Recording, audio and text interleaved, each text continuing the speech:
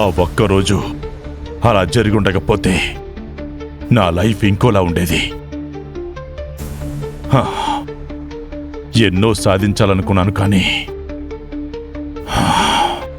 ఇలా మిగిలిపోతాననుకోలేదు. ఇప్పుడేమైందని అంత బాధపడుతున్నావు?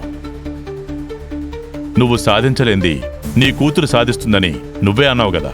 అవును, నేనే అన్నాను. అలాగే తనని ట్రైన్ కూడా చేశాను కదా. మరెందుకెంత ఆలోచిస్తున్నావు? ఇప్పుడు నేను అనుకున్నవన్నీ జరగవని అనిపిస్తుంది. చివరికి వాళ్ళమ్మ కోరుకున్నట్టుగానే నా కూతురికి పెళ్లి జరగబోతుంది. ఇక నా